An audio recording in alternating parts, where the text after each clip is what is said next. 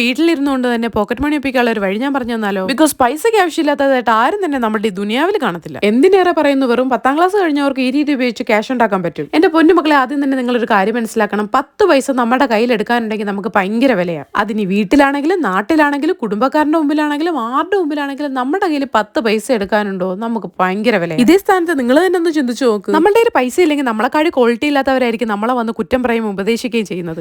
എന്തല്ലേ ബഹുജനം പലവിധം.